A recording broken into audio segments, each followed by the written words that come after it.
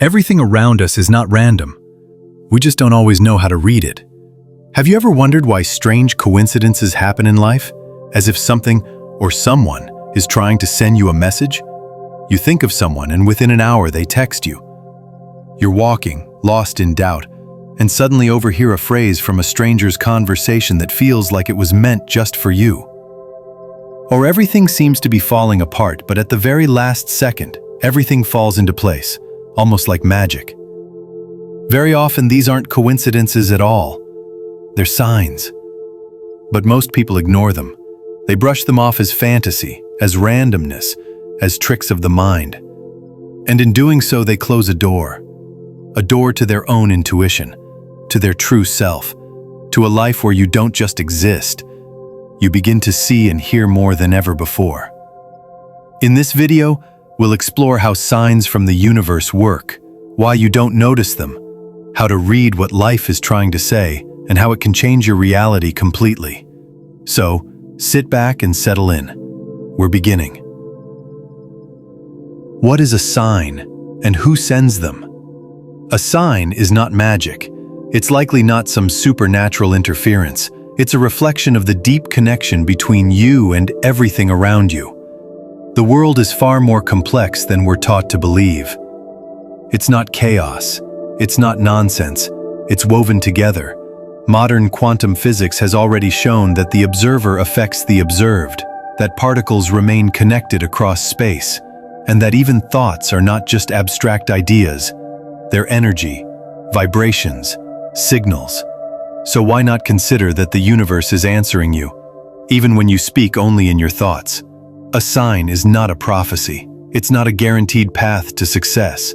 It's a hint, a direction, a lantern in the fog when you don't know where to go. But to see it, you must slow down, stop running, quiet the mind, tune into a more delicate frequency. These signs have always been there, so why don't we notice them? There are at least 3 reasons.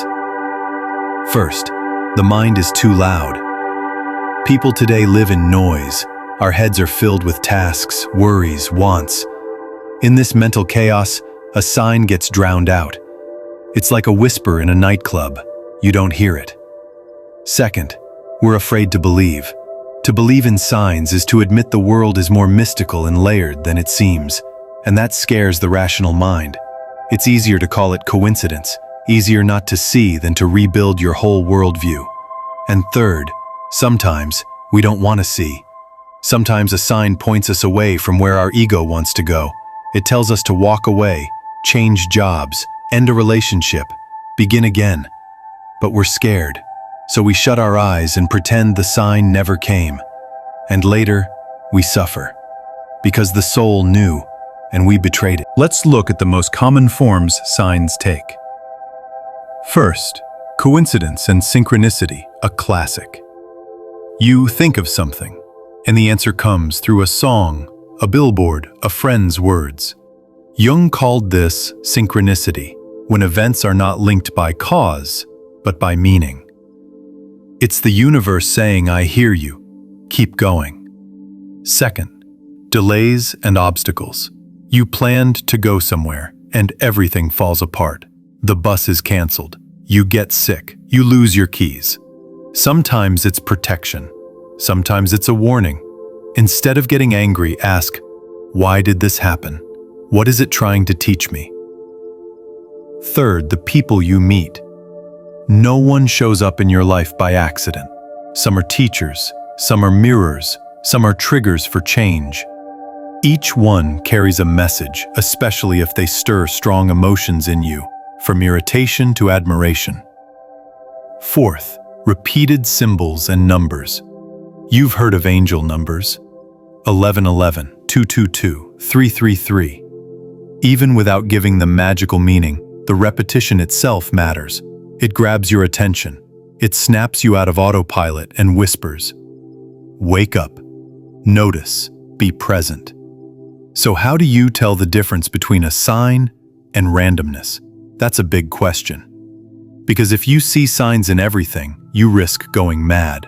But there are clear clues. You feel a response inside, Not in your head, but in your body. Goosebumps. A chill down your back. Warmth in your chest. That's your unconscious responding. It repeats. If something shows up more than once, especially from different sources, it's not random. It connects to your inner question. You were thinking of something. You asked for an answer. And something arrived. Maybe not obvious, but something your heart recognized. The key is not to overanalyze, but to feel. Signs don't speak to logic. They speak to intuition. So what do you do when you notice a sign? Let's say it happens, that strange moment when something inside you freezes, a phrase hits you, a billboard catches your eye, a thought rises, and you feel, this is for me. What now? The biggest mistake people make is they pause and then walk on. They say, interesting, and move along, like seeing a rare bird and not even snapping a photo. But signs aren't here to amuse you. They come when you're ready. They show up to move you, gently or forcefully, but always with precision. So what should you do if you notice a sign? Stop. Sit with it. Don't brush it off. Don't rush away. Think about what you've been focused on lately. What's been eating at you? What won't let you rest? How does this sign connect to that feeling? What inside you responds? Then watch. Listen. The next few hours. The next day or two. Sometimes the second sign comes fast. Sometimes it comes in silence. But it comes.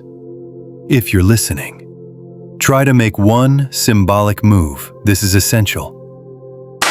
If you receive a sign and do nothing, you're closing the conversation. You're saying, that was cute, but I'm staying where I am. And the universe pauses. It doesn't punish, it doesn't get angry, it simply waits until you're ready again. That's why response matters. You don't have to change your whole life. Sometimes it's enough to write to the person you were thinking about. Buy that ticket. Jot down the idea that struck you. Walk to that place you keep dreaming of. Say no to something that's no longer yours. It doesn't have to be the perfect step, just a real one. From the heart, even if it makes no sense. It's your way of saying, I heard, I trust, I'm moving. And that opens new doors. Don't wait for a miracle. Be the miracle. Because some people, after seeing a sign, expect everything to solve itself.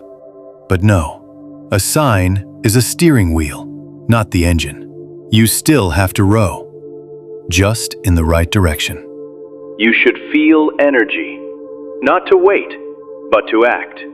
Not to hope, but to create. That's the miracle. Don't wait for magic. Become part of it. Strengthen this bond. If you've started noticing signs, nurture that sensitivity.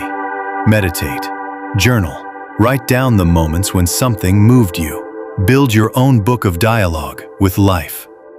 Believe me, it gets easier. Your intuition gets sharper. You begin to sense things earlier. You feel where to go more clearly.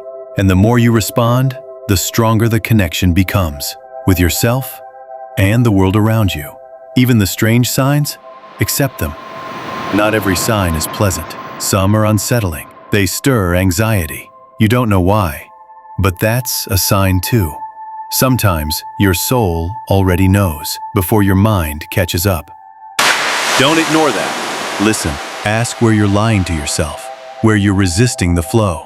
And if something inside screams, maybe it's time to turn.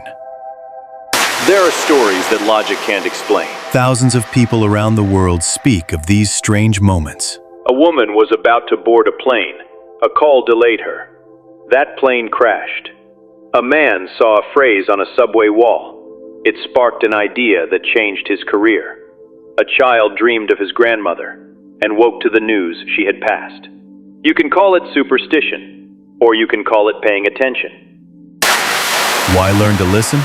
Because once you start seeing signs, you change. You're no longer just a passenger in life.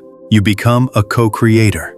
You see more. You feel. Maybe right now you're at a crossroads and life itself is sending you signals. But you can't hear them because you're rushing or afraid or in denial. Try stopping. Look around. Maybe everything you need to know is already right in front of you. If this video made you think, share it with someone else who's searching, just like you. Subscribe so you don't miss what's next. Let's walk this path together. Thank you for watching.